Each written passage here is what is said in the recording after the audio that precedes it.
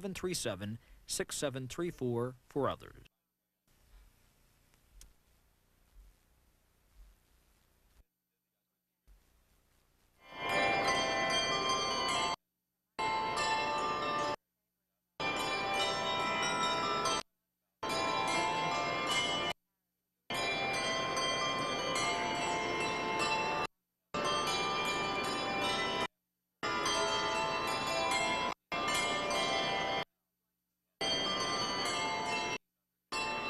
Monday, December the 5th, and those bell ringers were over at Union Station, just a short spot here yesterday.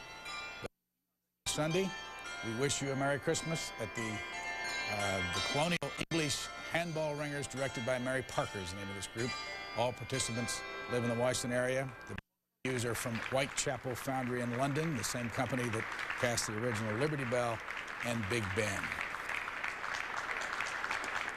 There this morning, you see the Christmas wreath on Union Station as we come to you live with our guest, David Corn of The Nation, Washington editor, and Dinesh D'Souza, author of Ronald Reagan, How an Ordinary Man Became an Extraordinary Leader. They'll be at our desk for 1 hour.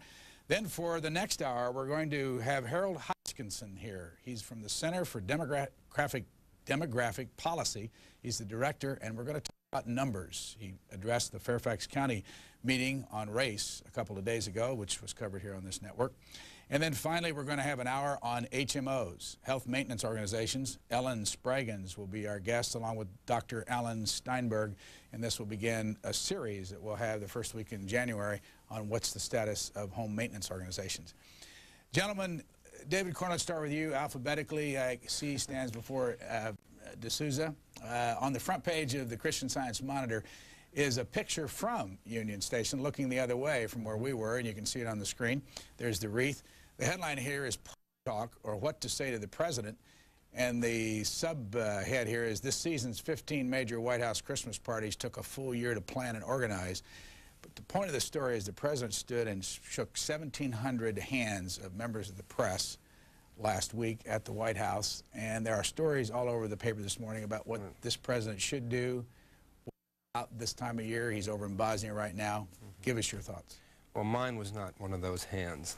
I'll say I don't get routinely invited to the White House Christmas party for good or bad. It seems once Congress left town a month or so ago, the story became Bill Clinton once again, because he was in town, and you had pundits going on about how he was a lame duck president, didn't have anything left to do. He responded by leaking word, or his aides did, that he had a very expansive, broad-based agenda coming up for the coming year, that he was no lame duck. This is sort of the little dance, a little run-up we often see before the State of the Union, which will be in the end of January. So we're going to have to suffer through 4 weeks of this sort of non-fact-based journalism in which people sort of can't even bother to wait to see what he actually does, but are running around giving him advice on what to do and trying to goad the President, and the President once again trying to prove that he is relevant, even though it does seem to be that in the last few months after cutting the balanced budget deal, he hasn't had a lot to talk about other than talk, which we saw with the race initiative. Howard Feynman, Dinesh D'Souza, has this piece in Newsweek, and it's called Bill's Last Chance. It starts off by saying, Washington seems dead, a capital obsessed with collecting cash, but a war for the future is taking shape, and a new global age. Will we turn inward, or Clinton persuade us to embrace the new world? What do you think of the whole approach? Well, I think Clinton is in an interesting campaign to revive the respectability of government. But it's very hard for him to do that. He's living in a political era whose goalposts have been shaped by Reagan. And when Clinton said that the era of big government is over, he was making a reluctant rhetorical concession to the enormous influence of the 80s in shaping the political parameters for the 90s. So Clinton is now reduced to little Lilliputian initiatives that are not going to make much of a difference. And honestly, I'm not sure why he's shaking so many hands. He's not running for re-election, but I think he's in a permanent campaign mode. This is what he enjoys. He's an unbelievable schmoozer, and this is part of his repertoire, his style. Front page of the Los Angeles Times today, on this December 22nd. You have two big pieces. David Willman, Alan Miller, and Glenn Bunning have this piece up here, What Clinton Knew. By the way, they devote 3 full pages in this issue, the Washington issue of the LA Times, to this subject. And below that is Glenn Bunning's piece, A Hard and Fast Ride on the Donation Trail. Let me just read a paragraph that they have here. Indeed, by all evidence, if we could show the paragraph here, indeed, by all evidence, Clinton spent far more time in 1996 raising money than any incumbent chief executive in modern history. In a relentless march of coffees, lunches, receptions, dinners, late-night saxophone club appearances, Clinton slogged through at least 237 fundraising events during the 10 months leading up to last year's election. The data show raising a total of $119 million. And you see on the screen the website of the Los Angeles Times. I salute the LA Times for giving so much attention to this.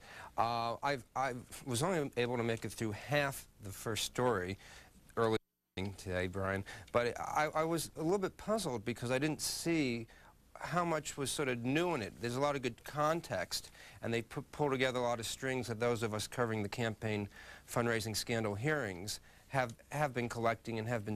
Let me just show the audience. Yeah, look at this. I just want to show the audience how much space has been devoted to that, because we got to. This is 2 full pages here inside, and then if you open it back this way, you can see another full page. But in some ways, it's almost as if they're protesting too much.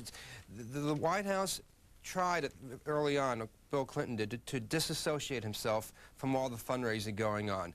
That was patently false and absurd. No one could believe that at all. And so, in some ways, forced the LA Times and the rest of the media to say, yes, indeed, the sky is blue, and we'll give you three pages to show you that, to prove that it is. So I don't think it doesn't seem to me like they're breaking a lot of new ground here, but they are certainly building a case to show that I think the president sort of misstated the facts when the scandal first broke and tried to run for cover, and now he's sort of highly exposed. Some 3,000 copies of this come to this town. Satellite delivered version. Of course, it's also in the LA Times in California. These kind of things have an impact. What's amazing is I think the American people seem to be suffering from what can be called scandal overload, by which I mean there have been so many Clinton scandals and they have come in such a rapid succession that it's almost as though Clinton has succeeded in lowering people's expectations of the presidency. And this is a great irony because in some ways Reagan, of course, had the anti-government rhetoric. Government is the problem, not the solution. And yet in some ways I think Reagan restored the prestige of the presidency. Clinton, who's supposed to be the defender of government, I think has really in some ways debased the office. But Dinesh, I'm kind of, you seem to be forgetting the Iran-Contra scandal. There was a HUD scandal. There was SNL problems under Reagan. I mean, they were talking about impeachment in the Senate. Which was controlled by the Republicans at that time, All right, too. David. You know, about Ronald Reagan. So, I mean, talking about tarnishing government, that was a constitutional crisis. For all Bill Clinton's ills, he has yet to provoke a constitutional crisis. All right, let's probe that matter further, as they say. Look, in the Iran-Contra scandal, it was a tremendous blunder. In my book, I quote a White House aide saying that to find out that Reagan had been negotiating secretly with Iran is like finding out John Wayne has been selling liquor and firearms to the Indians. I mean, the American people could not understand it. It was completely out of sync with Reagan's instincts. But here's the key point. What was the motivation for the Iran scandal? It was Reagan's empathy. Hang on, let me finish. Reagan's empathy for the suffering of the hostages. His empathy made him gullible. Now, the Clinton scandal, let me finish.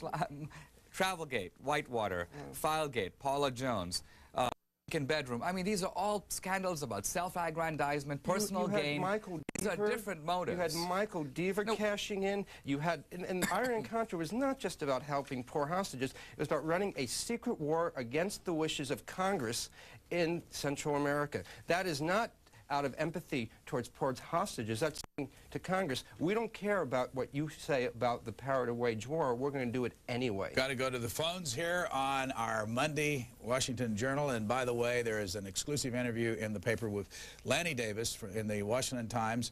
And he's on his way out. He's leaving the White House as a spokesman. And he says, in the middle of this piece, lawyers and people who are being besieged both react the same way, which is if you have something bad, you don't volunteer it. If you mention it, you kind of shave it. around the edges. You put it in its best light, said Mr. Davis, whose formal title at the White House is Special Associate Counsel. But others, led by the White House Press Secretary Michael McCurry and Mr. Davis, argued that, quote, the worse it is, the more you want to get it out because you have an opportunity to tell a complete story. If you don't, then you're in a reacting position. Let's grab a call first from Fort Lauderdale, Florida. Good morning. You're on the air. Yeah, good morning, Brian. Good morning, everyone. How are you?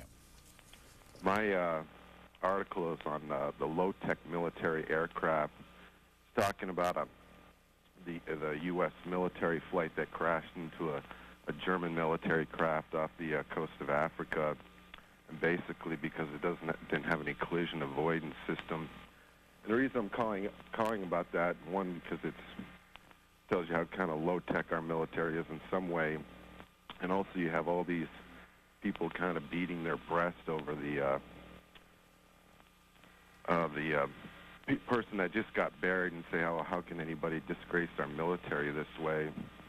And it's kind of odd that people are so for our military, but don't give them the proper tools. And I'll just say one more thing that I don't know if people remember. In 1988, Pat Robertson said that he had a military career in Korea.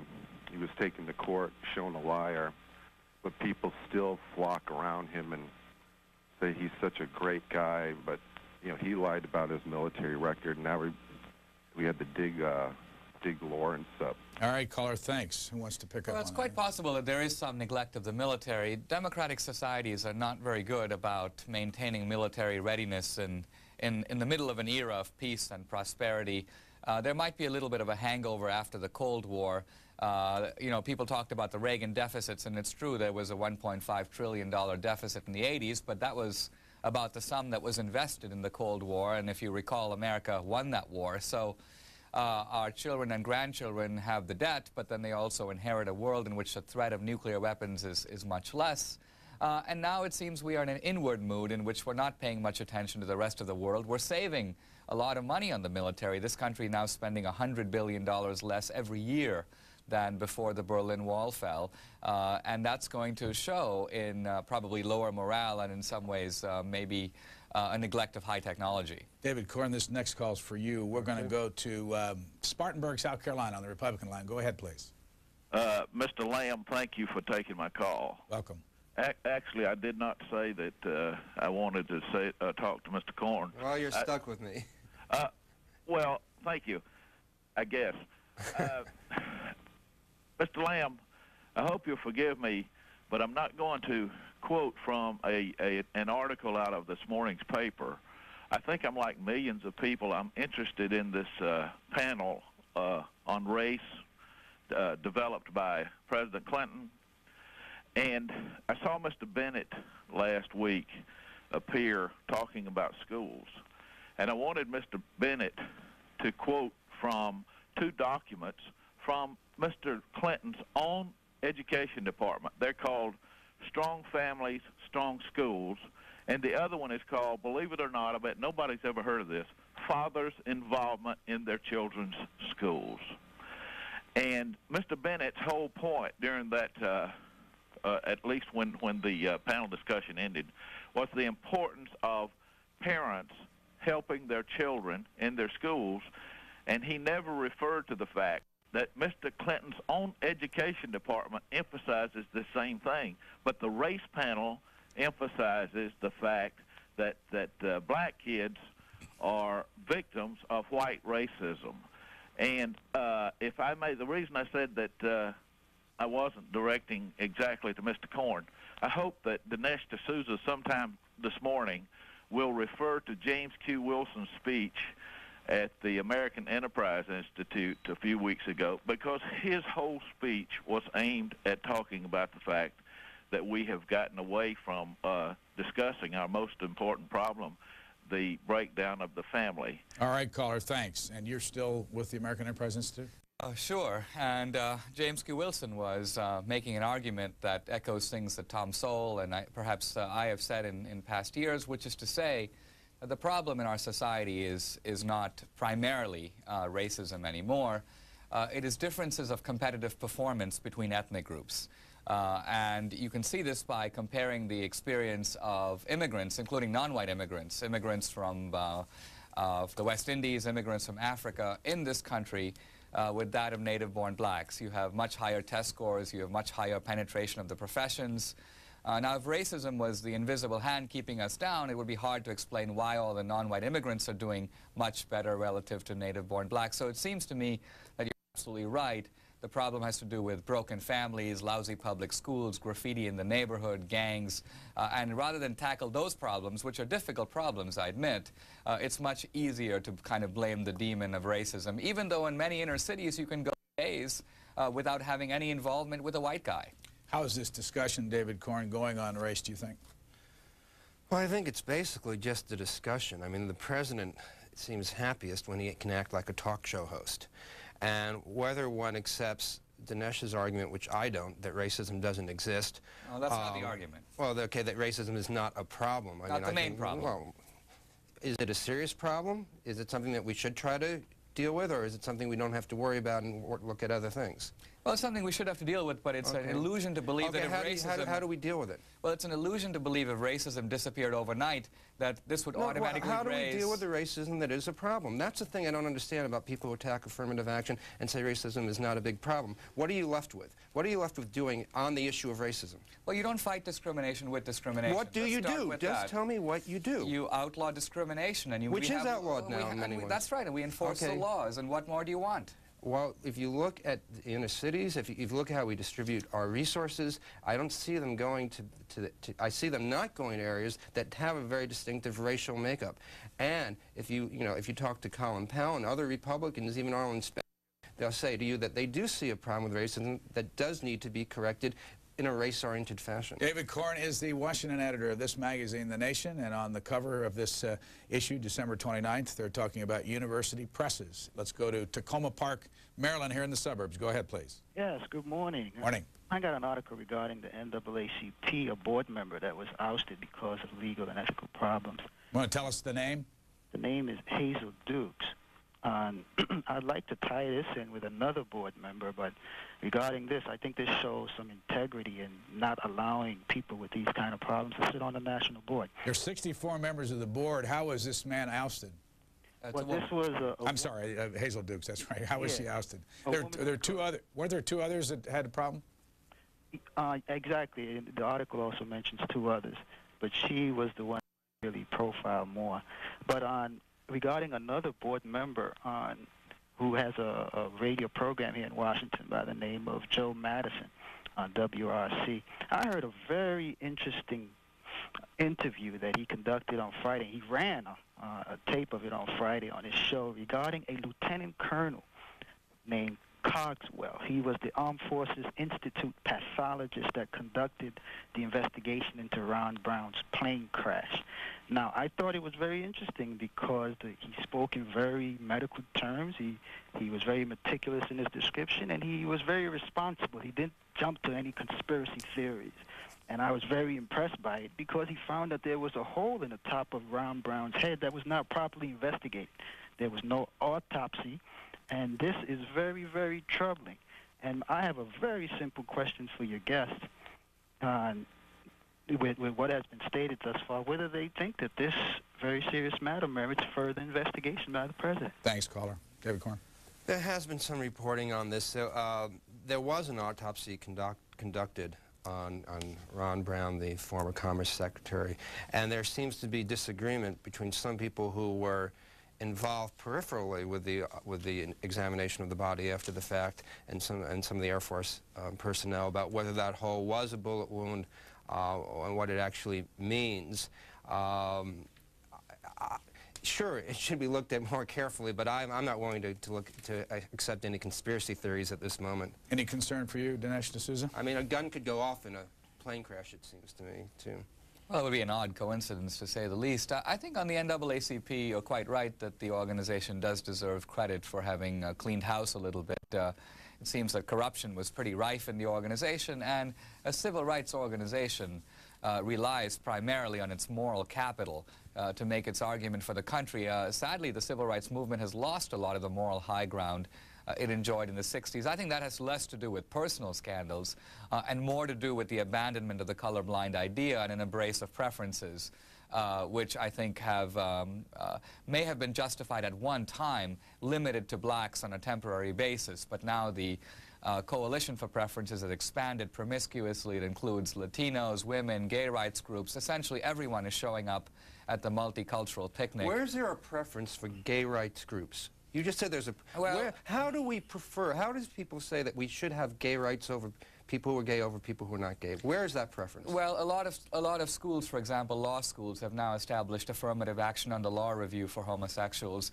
And by and large, with many civil rights groups... Which schools have done that? Columbia Law School did that a couple of years ago. There was a controversy about that. They're now talking about establishing gay dorms, following in the tradition of black dorms. Or athletic dorms, or, you know, well, nerd that's right. dorms, or geek dorms, fraternities. All right, but there's some difference in having... with that? There's a difference between having a dorm in which you have football players who practice all the time and a dorm organized around sexual orientation. Wouldn't you agree? Wouldn't you agree? If you have a dorm full of people who like to study Italian language, what difference does it make? Okay, so you think dorms that are based on race or gender segregation are all right because they're no different. No, if people want to live together that way, if it's voluntary, then what's the problem? Why is that a preference? Well, because the issue of voluntary is not that simple. Colleges assign roommates, and in this case, they're going to the university and saying, listen, instead of assigning randomly, which is the normal process, we demand that you don't assign randomly. You establish a separate dorm based upon, in this case, sexual orientation. People want to participate in that program. David Korn is a graduate of Brown University. Dinesh D'Souza graduated from Dartmouth. Today is Lady Bird Johnson's 85th birthday. Let's go to Davenport, Iowa. Go ahead, please. Hello, I'm calling really to ask a question of Mr. Korn. You had, at the beginning of the program, talked about Reagan and the Iran-Contra. My question, I guess, specifically is, was he ever found guilty of anything there? And secondly, was anybody in general ever found guilty? Anybody where? I'm sorry? What was the second question? Anybody generally ever found guilty? Oh yes, don't you remember Oliver North and others were found guilty, and his conviction was overturned on a technicality. And in fact, President Bush, had to pardon 5 people. We have all the ex-Bush people running around town now saying we need an independent counsel in all sorts of matters regarding Clinton campaign fundraising scandals. But when Bush was president, he took the findings of independent counsel, Lawrence Walsh, who was a Republican, and he turned them upside down and gave people, get out of jail free cards. Elliot Abrams, who was a high-ranking State Department official, was one of those. Caspar Weinberger, who was a cabinet member of Reagan and Bush. So we had people much higher up in the Reagan years getting nailed by this than anything we've seen in the Clinton scandals. Dinesh D'Souza, Speaker Gingrich, according to the Wall Street Journal, spent the weekend on the phone with reporters. Part of the outcome of that is this headline in today's Philadelphia Inquirer: federal surplus is a first since 1970. And he talks about balancing the budget again in the next fiscal year in the President's State of the Union. It's an utterly amazing development because throughout the 80s, the critics of Reagan, the pundits, they kept saying these horrible deficits will wreck the economy, they will reignite inflation, they will revive interest rates. None of this really happened. Even David Stockman, Reagan's budget director, spoke about $200 billion deficits as far as the eye can see. And apparently the eye could not see all that far because, hey, we're looking at a $20 billion deficit this year, probably 0 next year. Now, Clinton is taking his silly bows. He says, I did it. But the fact is, what has he done to reduce the deficit? Nothing. The deficit is going down because of big defense savings from the Cold War and because of the Reagan boom, a 15-year economic boom that's driven the Dow Jones from 800 in 1982 to about 8,000 today. Let me get this call and we'll come right back. Treasury. Huntington, New York, on C-SPAN's Washington Journal. Go ahead, please. I cannot believe I got through, but I am delighted to give Mr. Korn his answer when he was sitting there yelling. All that was missing was pounding the table with his shoe about what do we do about racism in America. From a very tired white woman who has been around since the Great Society started, which was a more than fair effort to help take care of people who were really dealt a blow. And no one's going to say that that wasn't true. But it's 30 years later, Mr. Korn, and I forget what the number is. Something like $1 trillion has been put into this problem. Now, as a very simple soul who doesn't have a college degree, I expected that to raise the education level of people to enable them to help themselves. I wish the President had called me and asked me to serve on his race panel because I've been to 5 public school graduations. I've watched the standards decline dramatically over those 30 years. Instead of really making the effort to raise people up and give them a true education and let them know that it matters, that you be able to speak properly, present your thoughts, do simple arithmetic to function in this world. I have sat at those graduations and watched people walk around with pieces of paper.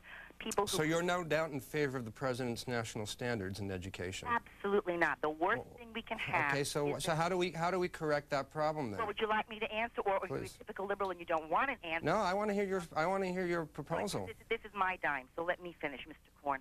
People like you have made race big business in this country. You fan the flames. Instead of saying, if everyone has a really sound education and is given an opportunity, it is up to every person to pull himself up and do the best he can for himself and his family. What we have now are a group of people who have turned racism into big business. Yesterday's Newsday on Long Island, the front page in letters 3 inches high, the legacy of slavery in America. It never ends. We have dramatic laws on the books in this country. Anyone who discriminates, whether it is against homosexuals or blacks or Hispanics, should be nailed with those laws and nailed immediately. But what people like you will not admit... Actually, that's not even true. Excuse me, Mr. Korn, let me finish. What people like you won't admit, and I must tell you, it's reached a point where I despise even listening to you because it's such a propaganda line. And I will say the one honest phrase you threw in was about your equal distribution of wealth in the poor neighborhoods. When you tell people, look to yourselves, when the black leadership says, you know what, we're going to take a break from this artfully carved chip on our shoulder for 5 years, and we're going to focus on giving young black children an education. We're going to make it culturally acceptable among ourselves to have children out of wedlock. We're going to have accountability among the black parents in this country for the children that they choose to give life to, and they're going to go to open school night. I live in an integrated area. Have you been to a black community? Is there a problem that if you go to open school night, you don't see parents there? You think parents in these neighborhoods don't care about their children's future? Well, you don't see many two-parent families. You see a lot of, you have illegitimacy rates of 70, 75%, in some inner-city neighborhoods 90%. And what are the job figures in those areas? Well, Dinesh, what is unemployment there? 2, 3, 4, 5 times the national average? Absolutely. Why is that? Well, but remember that what happened to all the factories that used to be in the South Bronx? I think they were driven out by crime, and they were driven out by high insurance rates. It's not easy to maintain. A lot of them failed actually during the Reagan recessions, too. Don't forget about that. We're going to talk about the statistics of this country with Harold Hodgkinson, who appeared last week in Fairfax County. And among other things that he told us in that speech that he gave, that 43 million of us moved between March 1993 and March 1994. And we'll talk about what impact that has. Marin County, California, you're next. On with Dinesh D'Souza and David Korn. Go ahead, please. Good morning. Hi there. I'd like to say, concerning the Great Society program that was started, the Vietnam War gutted that program, and the conservatives and right wing did everything to keep those programs from being implemented and cut back. One of my relatives was a black Republican congressman from South Carolina that served 2 terms in the 1870s on up to the 1890s. He was reelected. And after the Civil War, the ex-Confederate soldiers, the mass majority of them had no skills whatsoever. All the carpenters, all the masons, all the skilled labor were all former slaves. So what happened was they instituted black codes to keep this very skilled labor from entering into the job market. And what they did was bring in immigrants to stack them up in a caste system and keep the blacks on the bottom and bring these immigrants in. You should know about this, Mr. D'Souza, if you're from India. You should know all about the caste system. So when you talk about blacks and when I hear this stuff about blacks not caring about their children, it was wickedly done. The welfare system in this country was manipulated, so fathers were cast out of the house. I remember growing up in L.A., where blacks used to own, 70% of the blacks there owned their own homes. Now it's down to 30%, something like that. But this system is carefully manipulated, you know it. And whites in this country, and the strategy of whites in Europe and the domination of the world picked blacks to be at the bottom, so Asians and everybody else would view themselves relative to whiteness. Thanks, caller. Mr. D'Souza. Well, I think he's right that there has been a wicked system in place, but let's be clear about what that system is. He's absolutely right in describing the history, and yet the amazing thing about that history is that for most of the century, despite the black codes, despite slavery, despite segregation, the illegitimacy rate for blacks in the United States between 1900 and 1960 was about 20%, higher than the white rate, but less than 1/3 of what it is today. So the cultural pathologies we're talking about are not the product of slavery or even of segregation. They are the product of the last 35 years. Now, you might be right that welfare has had something to do with it, but that was not exactly a conservative program. Probably Mr. Korn is more accountable for that than my friends are. Isn't that true? Accountable for what? Well, we're saying that the real breakdown of the black family, the real increase in crime has occurred in the last 35 years. What's the cause of it? So you're going to say by giving these people breaks under Medicaid and helping them get some better education through affirmative action, the way that sometimes we help athletes, that's led to more pathology. That's what you're saying? Well, I am saying that, you know, I am saying that when you pay people not to work, they have an incentive not to work. And when you don't, so here we are. You don't agree? Here we are screaming about, you know, families with single mothers and that people are not paying attention to their children enough. And at the same time, you're passing a welfare bill that says a mother with a family of 2 or 3 children behind has to go to work and then has to go to open school night. What do you want? Do you want to make these people better parents and give them more time with their children, or do you want to have them picking up leaves which don't have to be picked up in Central Park? Dinesh D'Souza has this book out. It's called Ronald Reagan, How an Extraordinary Man Became an Extraordinary Leader. How many of these did they print, and how many have you sold? They printed 85,000, and they're out there in all the bookstores. Free Press is the publisher. It's a little hard to say how the book's selling very well. But at this time of year, you need a scandal to shake the headlines. Headline in the USA Today, Clinton seeks new plan to simplify taxes, by Susan Page and William Welsh. And right below that, we have the Pew Research Foundation's release of the top 5 policy issues discussed in 1997, or at least the ones that the public were most interested in. Number 1 on that list back in January, Social Security reform. 64% said they followed it closely in this country. IRS reform was number 2. That's November. Federal budget in May. Late-term abortions in May, and the Medicare reform in June. As we said earlier, we're going to have a full hour on Medicare at the end of this Washington Journal, and then in January we're going to devote 3 days to it. Atlanta, Georgia, go ahead, please. You're on with David Korn and Dinesh D'Souza. Yeah, thanks, Mr. Lam. I'm kind of a bit nervous. Thanks for everything Stefan is doing. Welcome. I want to address Mr. D'Souza. Each time he seems to oversimplify this issue about race. What I want to find out from him is, for instance, if someone very qualified for a job, goes through to apply for a job and gets an interview and then is turned down. How do you tell if he's been discriminated, say a black guy? How do you tell if he's been discriminated against because of his race? How do you tell that? The point is, you oversimplify this and you keep saying that it's on the books that one can't discriminate against another. But how can you tell? I mean, as a black guy, I go in there for an interview and I'm turned down. I don't know if it's because of my race, if it's because I'm overqualified or underqualified. But I don't. But you have the burden, you know. Listen to me now. I don't get a chance to go back to this company to find out why I was disqualified. Caller, how much education do you have? I have my master's in computer science. Where are you from originally? I'm originally from Nigeria. And how long have you been in the country? I've done pretty good. No, I say, how long have you been here? I've been here about 10 years. And did you ever sense that you were turned down because of your race for a job? That's the point. I don't know. Oh, okay. That's the point. Sure, but look, a couple things. First of all, if you apply for a job as a professor in a university, they have certain requirements. You might have to have a PhD, you might have to have a publication record, and so on. Now, if you apply for a job and a white guy applies for a job, you are better qualified. The white guy gets the job. That's discrimination. You have to make a case. You've got to prove it, as in everything else. But I submit to you a second case. You apply for a job with a white guy.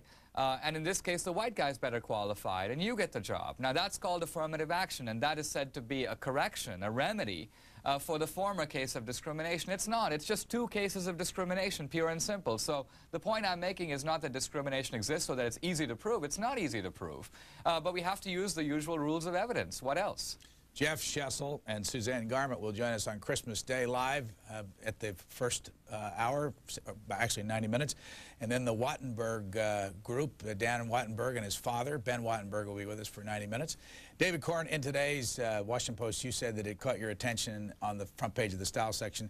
A seaworthy opening for Titanic. Studios hope $27 million, just the tip of the iceberg. Why did that get your attention?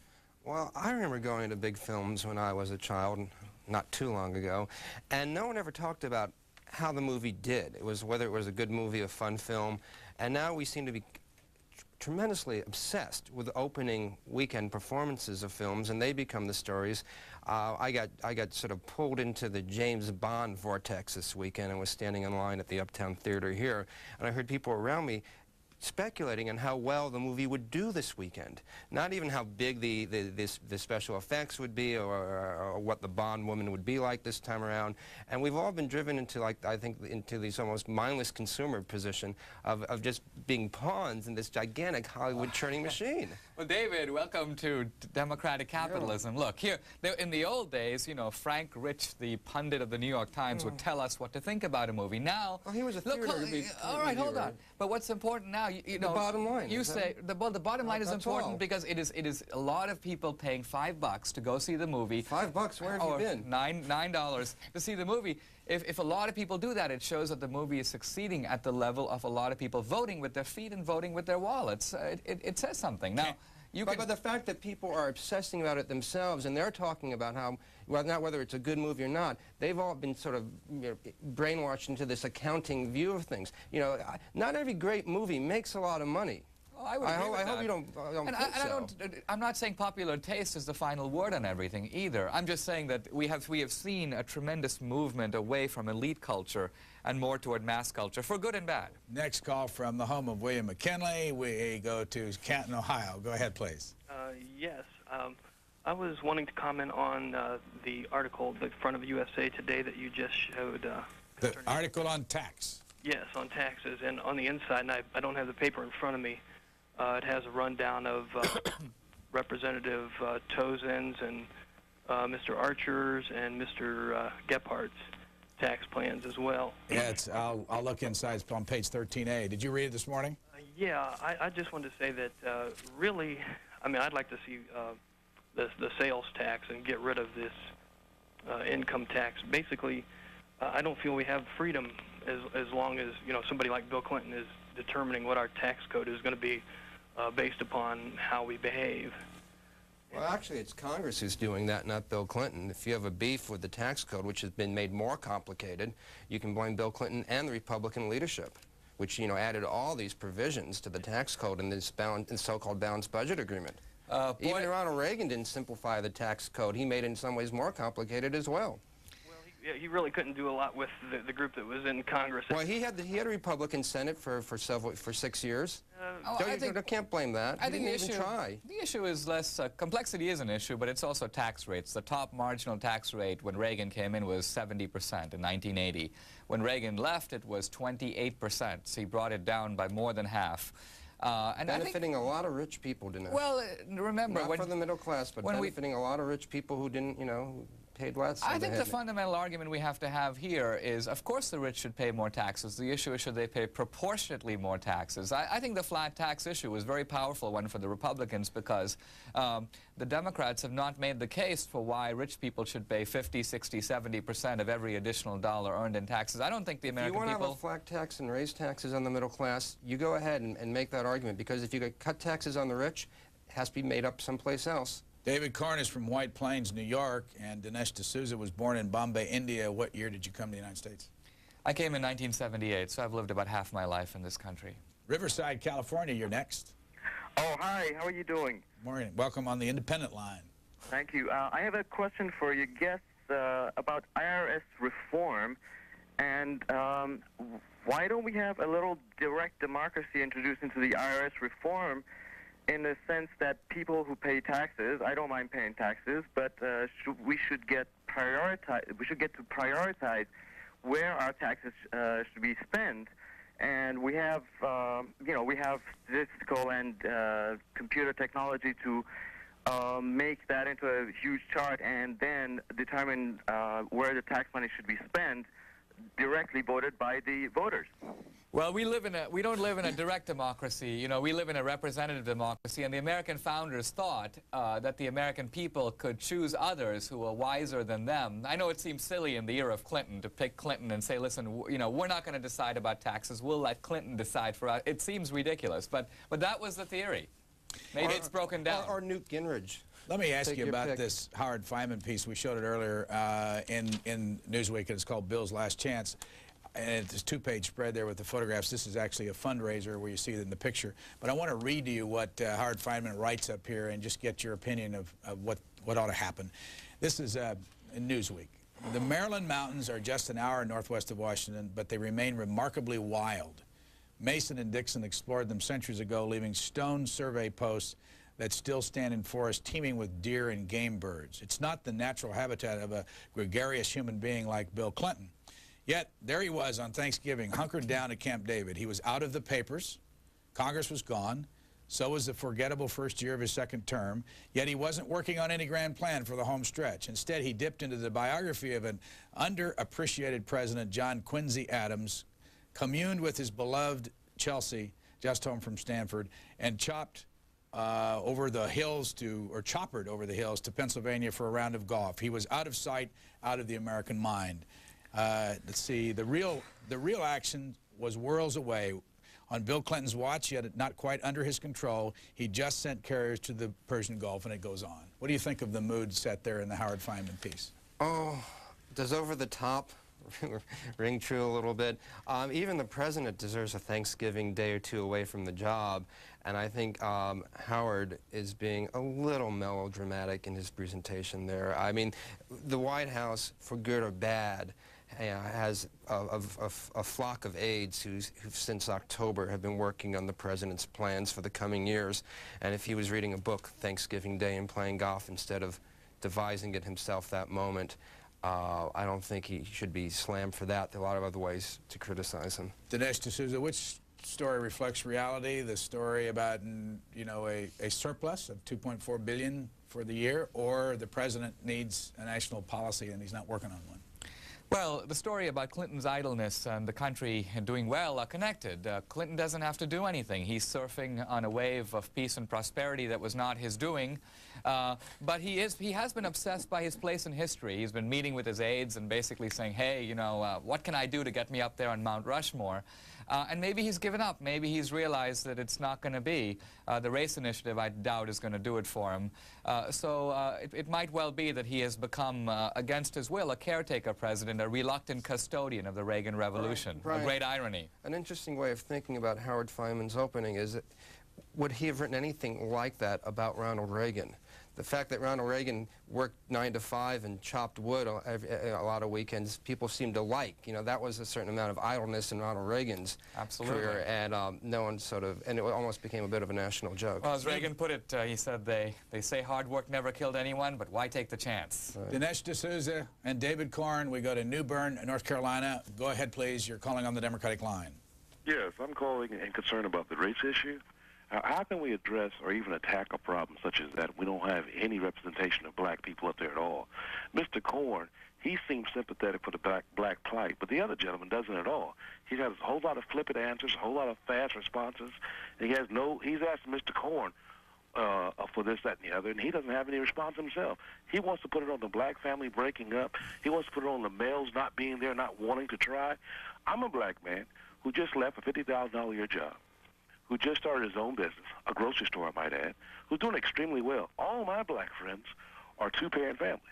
They're taking care of their children. They're all middle class. They're all working hard. So what he's talking about, I don't understand. Okay, what's the problem? Is there a problem, in your opinion, with race? And if there is a problem, what is it, and how do you solve it? There's a big problem with race, and what we need to do is just sit up there and address it. We need black representation there on this program to speak on the black issues.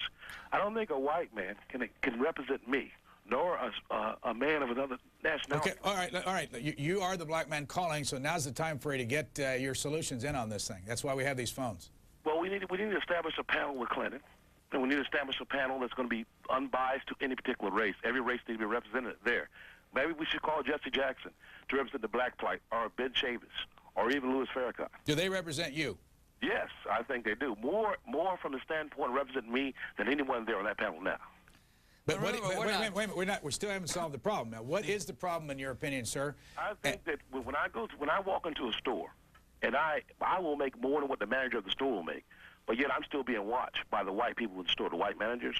When I walk into a bank and try to get a loan, the reason why I didn't have a loan, the reason why I didn't get a loan, I didn't need a loan for the store. I brought it all in stock, investments, and purchases, things like that.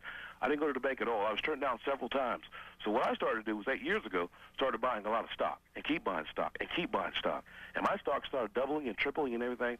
So I brought everything I have now cash. I own several homes. I own 7 homes right now. I own my own business. I own several cars.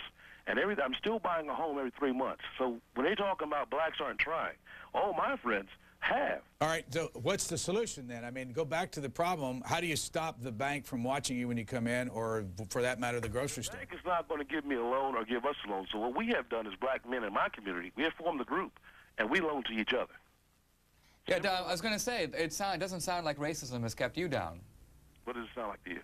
Well, it sounds like, I mean, you seem to be supporting my argument, which is to say that if you show initiative, if you generate capital, if you emphasize entrepreneurship and education, you can get ahead in this country. It's a very mobile country with lots of opportunity, and you've taken advantage of it, haven't you? But I have, but racism got me to the point where I had no other outlet. The bank will not give me any money, so I had to generate other sources of income from my friends and both from them from me. Right, but that's the story of every ethnic group in this country. When the New York law firms would not take the Jews, they set up Jewish law firms. And the point is, every ethnic group has advanced by helping its own guys, by setting up networks of capital. Not every ethnic group came here in chains and had laws in the books against them. Right, but as his own experience illustrates. My ancestors who came here as immigrants, as yours did, 67 years beforehand, still came with some capital in their hands and with a certain, education that they'd gotten over in Europe that they could apply here. Again, though, caller, what is your solution? Give us a couple more solutions to the problem.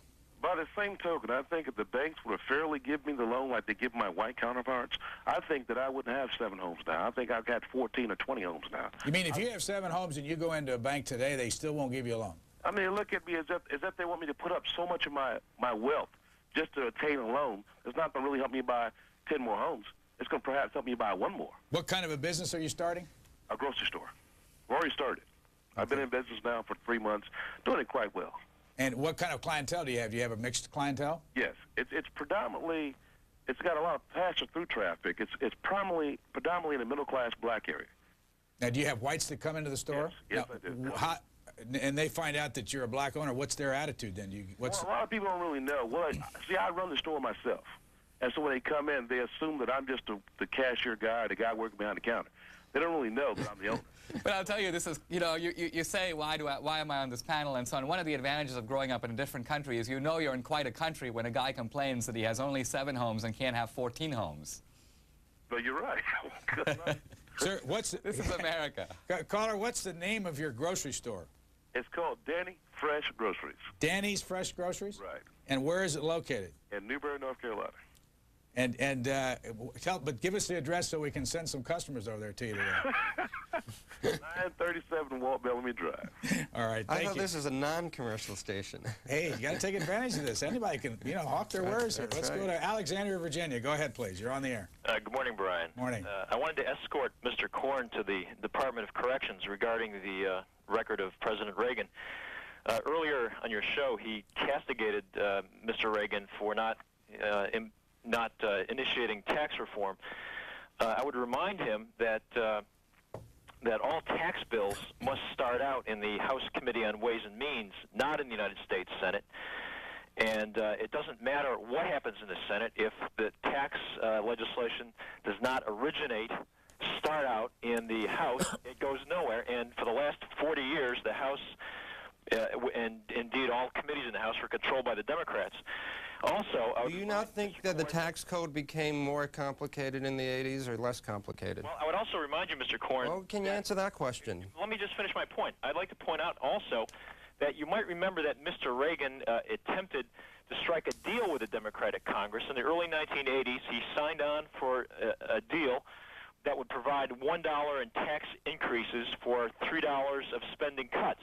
And, of course, you remember what happened. We got the tax increases, but we never saw the spending cuts. Well, I guess you can blame the Senate Republicans who were in control of the Senate those years. I mean, look, come on. You guys want to blast Bill Clinton for not even tying his shoes right. And I'm not a fan of Bill Clinton. I'm not going to defend him. But when it comes to Ronald Reagan, oh, my God, those poor, you know, he was at the mercy of the poor Democrats in only one house of Congress. Come on, be even-handed here. He was the leader for 8 years. If you want to, you know, say that he is responsible for this great economy now, which Dinesh says, well then, give him his lumps too. I mean, he was, he may have been an idle leader, but he deserves responsibility and blame. Let me ask Dinesh D'Souza a question about this morning's front page stories in two big newspapers, Wall Street Journal and the New York Times. Here's the Wall Street Journal. HMO's woes reflect conflicting demands of American public. Totally unrelated, but a similar story. Medicare HMOs to trim benefits for the elderly. And we're going to do a feature on it the last hour this morning on HMOs. How big a discussion is this, do you think? How important is it? I think it's a big issue, and it might suggest a looming generational conflict in American politics. Healthcare costs are rising, the American population is aging, and as long as you had a large working baby boom generation working to support a smaller group of elderly, it was okay. There was plenty of money. But when you have a smaller group of young people working to support a very large aging population, all kinds of trimming is becoming indispensable. David Corn and Dinesh D'Souza, we go to Dana Point, California. Good morning on our independent line. Hi. I called to respond to the complaints that I've heard all on the entire show about affirmative action. I'd just like to remind people, especially white people, of the neighborhoods that they grew up in, the schools they attended when they were young, the jobs they got referred to by other white people and other people, like their uncles or family members or other white people that they knew throughout their life, and for them to think that they didn't benefit by any of these things, or that their parents didn't benefit by any of these things, or their grandparents or their great-grandparents. I just find it ludicrous that people believe that since things have changed in 35 years, that makes up for 200 or 300 years of slavery. I think you have a good point, because if people who argue against affirmative action call it racial preferences and say all they want is an even playing field for consideration. But I tell you, if you go to a high school in Anacostia and you get out of it alive with even a C average, that shows that you have certain character and certain points and aspects of your personality that are far superior to someone who may have gotten an A average in Chevy Chase and Bethesda. But you may not have done as well on a standardized test. So giving that person an advantage because of their background, because of where they come from, in order to make up for past discrimination, I don't think there's anything wrong with that. And it shows a little bit of open-mindedness rather than this sort of narrow-blinded view of just, this facade of this false equal opportunity business. Well, all right, David, I would be willing to concede that point, that there's a need to equalize opportunity in schools, if you would concede that it is not simply racism or economic disadvantage that's causing these problems. I mean, you're talking about getting out of school alive. Is racism making kids carry guns to class? Do people carry guns to class and knives in order to fight racism? Yeah, or rather, are we dealing with a depraved teen culture in which there's a glamorization of violence? You're smarter than that, Dinesh. You know people aren't carrying guns in schools to fight racism, but if you look at the deterioration of the district neighborhoods and people's regards towards the district, you can't say there's no racial attitude, there's no racial component to that. Well, the fact that we turn our backs on inner city neighborhoods that are predominantly black and don't do so with other portions of our society, there certainly is racism at work there. Racism was a lot worse in this country in 1940, and people didn't carry guns then, did they? Is there racism in India? Sure, there's caste oppression, which is different than racism because the people in the different castes all look alike. They don't differ racially, but they differ socially and religiously. The caste system, by the way, is within the Hindu tradition, and people mention this so often. My family was converted to Christianity several hundred years ago, so we're not in the caste system, but of course I've witnessed it firsthand. Chattanooga, good morning. You're on the Democratic line. Yes, I have a question about the grandparents taking care of grandchildren. There was a bill passed not too long ago, so I was told. What, well, in conjunction to foster care, what ever happened to this? Anybody at this table know? I haven't followed that. I don't know. We have a call coming in from Garden City, New York. Good morning. Hi, Dinesh. Hello. Hi, I'm interested in talking about, I've heard you talk about affirmative action in the past, and I recently heard that recent caller who said that the only person who could represent him would be a black man, which to me seems to be the antithesis of democracy, that if race is the only thing that can make you a good representative, it's not worth really being a representative government. We all really ought to represent ourselves. Also, I was interested in the type of people he said should be representing you, because I've heard people say that the president's initiative on race does not have enough different voices, and some people have even said, why don't you get the whole spectrum? Interestingly, I think that if you got the spectrum on the white side of it, if you got some people who would be really far off in the bizarre areas, you'd find that they are like heads of the Ku Klux Klan or something like that. On the black side, however, if you were to get some people who would be really a little far off, you'd find they're all PhDs at colleges, which says to me, what are we doing in terms of allowing expression of different ideas in the United States? I just want your comment on that. Well, you're making an important point, which is that the kooks on the black side are often respectable, and even the earlier caller, who was himself a very successful upper middle class African Americans, felt that Farrakhan was a good. It would almost be like a white attorney saying, "Oh, I think David Duke really speaks for me." The other point about Clinton that I think is very insightful that you make is that Clinton says he wants a cabinet, a panel that looks like America, and my problem with that is with the word "looks." Because he's emphasizing a cosmetic diversity. Oh, we've got a Hispanic American, we've got an Asian American, but all these people think alike. There's no intellectual diversity. Only recently has Clinton reluctantly agreed to meet with some conservative voices, but that was only after a big chorus of complaint. By the way, I want the audience to know that in the New York Times this morning on page 824, they have the excerpts from the Roundtable with opponents of racial preferences, and you can see here the pictures of Elaine Chao, Thaddeus Garrett, Tom Kaine, Stephen Thernstrom and his wife Abigail, Charles Kennedy, Linda Chavez, Ward Connolly, and Len Martin. Yes. I gotta say, you know, the conservatives are putting up such a fuss that Bill Clinton won't invite us to the White House. We're not going to give you Bill Lan Lee, who agrees with your policies because we disagree, but we insist on you sharing your platform with us. When Ronald Reagan was talking about cutting back environmental laws, I don't remember him saying, you know, inviting environmental leaders to the White House to say, let's talk about it. This is an important issue. This is the future of our country, and I want to know what you think. I mean, come on, you guys want it both ways. You want to say no to Bill Lan Lee because he supports the president's policy, and then say the president, you must listen to us, whether you want to or not. But Ronald Reagan did not want to be Oprah. You just said earlier yourself that Bill Clinton wants to run a talk show. If you want to run a talk show, let's have a range of voices. Oprah gets to put on her talk show whoever she wants. Well, and Clinton has. This is his dialogue. Let him be. You know. But if it's a truly democratic debate, people are free to criticize him, aren't they? Oh, people can criticize him all they want. He's the kind of guy who I don't see Newt Gingrich or Trent Lott opening up their offices and their policies to criticism from the other side.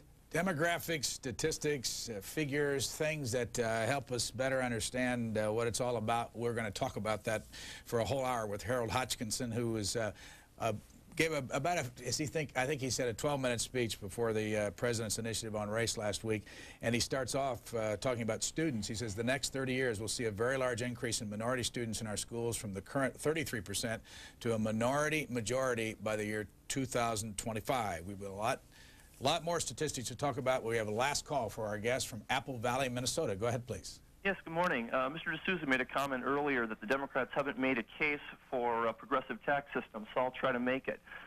It's a common economic principle. I'm sure you know it, marginal utility of money. The last dollar is worth less than the first dollar. Everyone behaves that way. We spend money that way. We save it that way. It's that simple. Now, the problem is that's a very hard case to make because it's an economic argument. It uses words like marginal utility.